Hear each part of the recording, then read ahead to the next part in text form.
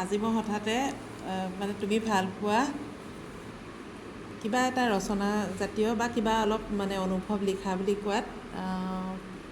class 9ৰ এগৰাকীয়ে খুব কম সময়ৰ ভিতৰত এনেকৈ মা বুলি লিখি দিলে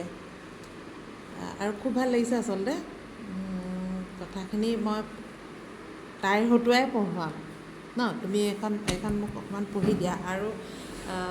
মই আচলতে সুধিছিলোঁ যে এই কথাখিনি তুমি মানে বহীত লিখা কথাখিনি বহীতে আবদ্ধ হৈ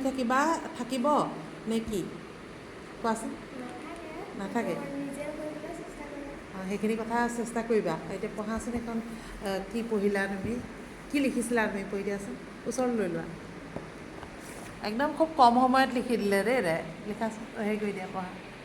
মোৰ আটাইতকৈ প্ৰিয় মই ভাল পোৱা মোক জন্ম দিয়া মাতৃগৰাকী হ'ল মোৰ মা আমি কেতিয়াও মা দেউতাক কষ্ট দিব নালাগে কাৰণ তেওঁলোকৰ বাবেহে আমি এই পৃথিৱীখন চাবলৈ সমৰ্থ হ'লোঁ মা দেউতাই আমাৰ সপোনবোৰ সফল কৰে আমাৰ কষ্টৰে সৰুৰে পৰা ডাঙৰ দীঘল কৰে আমি বিচৰা বস্তুবোৰ আমাক আনি দিয়ে আমাক ভালদৰে পঢ়াই শুনাই ডাঙৰ এজন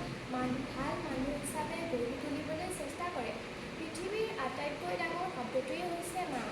এই শব্দ এবাৰ হেৰুৱালে গুণাই বিচাৰি পোৱা টান যিসকলে এই শব্দটো মাতিবলৈ নাপায় তেওঁলোকেহে বুজিব যে আচল দুখ কি আমি তেওঁলোকক কেতিয়াবা খঙতে কি কৈ পেলাওঁ তথাপিও তেওঁলোকে আমাৰ অলপো বেয়া ভাৱ নাৰাখে আমাৰ প্ৰতি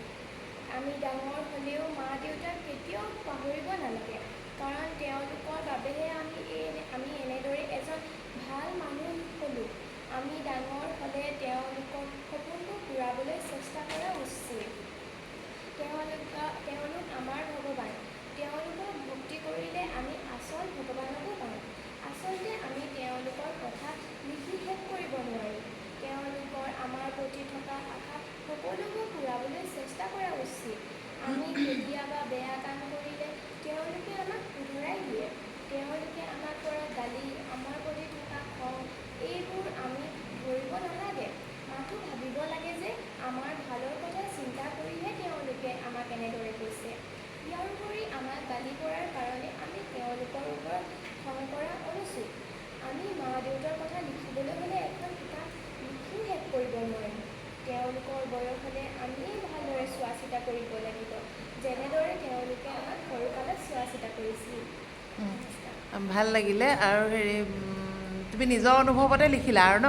আৰু লিখি যাওঁতে মালে মনত মাৰ ছবিখন আছিলে নে আহিছিলে ন ভাল লাগিলে আৰু তোমাৰ নামটো কৈ দিয়া নমস্কাৰ মোৰ নাম শ্ৰীমতী প্ৰিন্সি গোৱালা প্ৰিন্সি গোৱালা আচলতে বাৰু তাই আমাৰ গাঁৱৰে হয় আমি একেখন গাঁৱৰে টেঙাহোলাৰে আমাৰ ঘৰৰ ওচৰৰে আৰু তাই এইখন এনেকৈ চাওকচোন মই ভাল হৈছে লিখিছোঁ যে ভাল হৈছে এইখন লিখাটো এয়া তাই আখৰ দেখুৱাইছোঁ মানে তাই বানান খুব কম ভুল কৰে